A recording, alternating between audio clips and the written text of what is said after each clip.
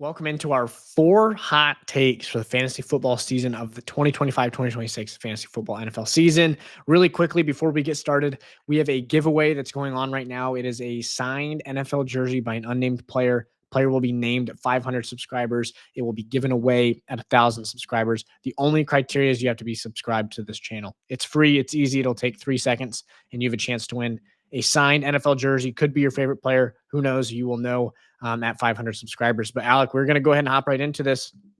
I want to hear the point of a hot take, right? Is that you have to have some sort of substance to it, right? It can't just be I think Jared Goff's going to be the quarterback one because I'm a Lions fan.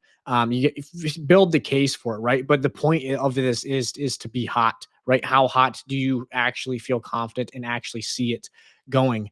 So I'm curious to hear your first hot take and maybe how far rank it on a scale 1 to 10, how hot you think it truly is. All right, so my first one, I think RJ Harvey is going to be a top 12 running back this year.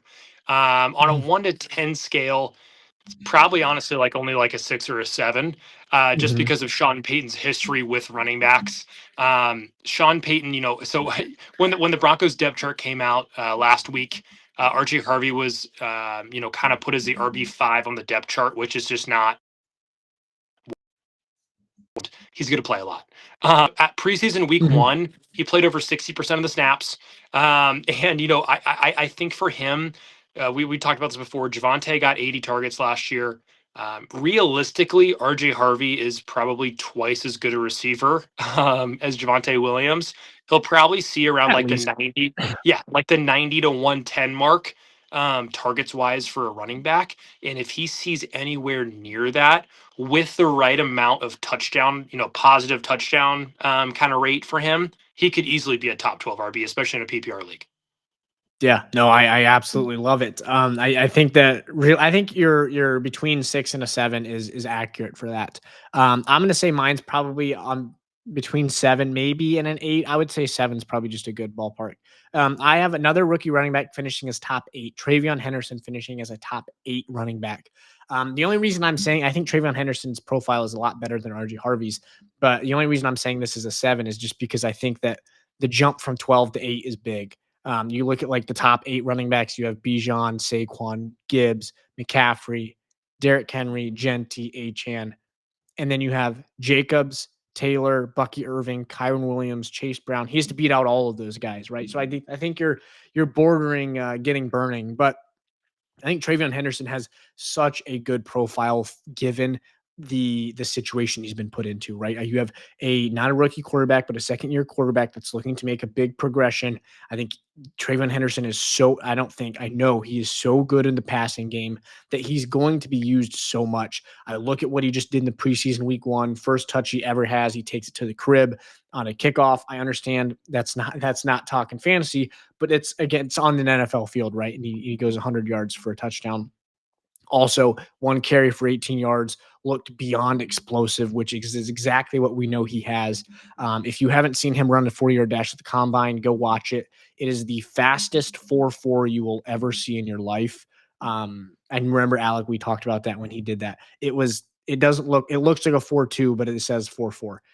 And you watch him take a screen pass to the crib against Texas. It doesn't look like a 4.2, or it doesn't look like a 4.4. But my point being is the volume I think is going to be there by week 3 or 4. I think the first couple weeks I could see him not cementing himself as an RB1 yet in fantasy. By weeks 3 or 4, he's not leaving your lineup. And I think that when you have a running back that's in an offense that's going to use him and he has the big playability that he has, I could very, very easily see a Bucky Irving type of season, right? And I understand Bucky Irving was like undrafted in a lot of leagues last year, so it's not like the value of that. But he's currently being drafted as RB, I believe, 23, and I could see him finishing top 8. I could see him getting to top 6. That's getting a little too hot for me for now. But I like Travion Henderson finishing as a top 8 running back this year. Yeah, no, I love that, especially with the explosive plays. Like he definitely has it within the cards where we saw last week in a preseason game, he had a 20-yard rush and he had a 100-yard kick return on his first touch. Like he has it in the cards to get 4, 5, 6, 7 50-yard touchdowns in his rookie year. for sure. Yes, yeah, and if you're gonna give specifically in the receiving game, and I know we've spoke about this before, if you're gonna give me 2 or 3 60+ yard receiving touchdowns on like screen passes, I understand that's a high number, 2 or 3. That's immediately elevating yourself from RB23 to RB like 13. Easy. Yep. I mean, it's easy up 10 spots. So no, I really like it as 8. If you wanted to get burning hot, I could say it's top 6, but I'm gonna leave it at 8. But I'm curious to hear who your so we have 4 of them today. I'm curious to hear who your second and your final hot take is for today. Yeah, so I'm gonna go Chuba Hubbard. I think he's gonna be a top, I want to say top 10 finish, but I'm gonna say top 12. So he's Okay. going as the RB18 right now. Mhm. That's what it says on Fantasy Pros. But um, so last year he finished his RB15 in PPR, total PPR points, and he only played 15 games. So Chuba Hubbard's opportunity this year, they signed him to a 3-year deal. Jonathan Brooks is not, they're not, I think what they were trying to do last year is slowly bring Jonathan Brooks back to be like a 1A, 1B with Chuba. Um, this year, it's literally only Rico Dowdle. So if you're telling me Mhm. that Rico Dowdle is going to do anything to Chuba Hubbard's opportunity share, you're crazy. And this offense is going to be so much better this year. They started clicking at the end of last year. Chuba was playing well. Now they have T Mac. I really think this offense is going to make a jump this year. And why not why not bet on their RB who's probably going to play 70 to 75% of the snaps? Like, please let me get him at RB18. Like, I Yeah. will gladly take him as RB18. Yeah, I think the Chuba Hubbard's one of those where he had a good year last year, but before that, his performance is probably scaring people, right? In the sense that he has not been an NFL dominant or dominant a dominant running back in the NFL for more than just last year. And even last year, he's a great fantasy running back, but not necessarily dominating NFL games. But I completely agree with you in the sense that this Panthers offense has been horrendous for Chuba Hubbard's time there the entire time he's been there. So if your offense takes a big leap, your running back is going to reap the benefits of it big time. And so, no, I absolutely, I like it. I would say finishing as top 10, I'm going to say is in the 8 or 9 range. Top 12, I'm going to Yeah. say that 7 to 8 range. Yeah. So For this is kind of what I was looking at here. So if you go from, let's see, if you go from week 6 on, okay. So the Mhm. first 6 weeks, first 5 weeks, he only had 1 week, 2 weeks over 60% snap share. Okay. So then he goes 79, 88. Those are his snaps before the bye week. After the bye week last year, he goes 89, 79, 97, 95, 84. We're looking at like a discount Chase Brown here, I think. Maybe the offense isn't good enough, but if you believe in Bryce Young, like Chuba Hubbard's going to have opportunity and he's going to be on the field. yeah, no, Like the last catches. So I mean I think it's in the cards. yeah. No, I agree. I mean, the case is able to be built, right? That's what we were talking about at the beginning of the show here. But my fourth or my second, and then our fourth and final here. We've been 3 running backs. I'm going to go to the wide receiver position here. I got to mix it up, and I'm going to go Drake London, who's currently being drafted as wide receiver 10, finishes as a top 3 wide receiver in fantasy football this year. This is hot. This is certainly hot. I mean, you look at the top 3. You have Jamar, Jetta's, CeeDee Lamb. And he has to outperform guys like AJ Brown, Brian Thomas Jr., Nico Collins, Neighbors, Amon Ra, Puka, all of those guys, and one of the 3 I listed earlier. So it is hot. It is a long shot.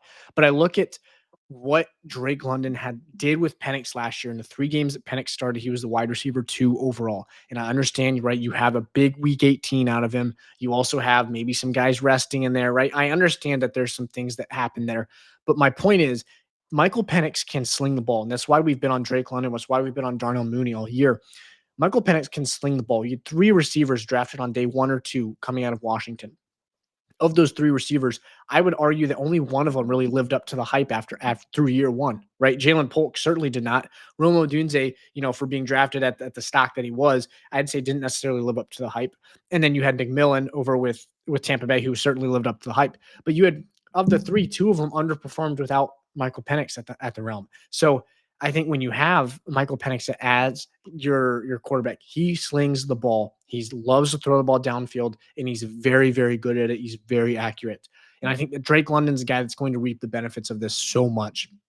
Like I mentioned in the 3 games, obviously wide receiver 2, but Drake London in this offense is just going to take a jump this year. Not even mentioning the fact you have a full offseason where Michael Penix is going to be your starting quarterback. Drake London's your alpha wide receiver. And I think it's going to be very, very clear that the chemistry between those two is strong. And I would almost lock in the fact that Drake London will have 10 to 12 targets in every single game this year. Um, just about every single game. I would argue that he's going to average more than 10 targets a game. And if you're giving me that with a quarterback that loves to throw the ball downfield too, I mean, Drake London could lead the league in receiving yards if all goes well and Jamar Chase doesn't go nuts. I love Drake London at his value, and I think he's got legitimate top 3 receiver upside with Penix at the helm.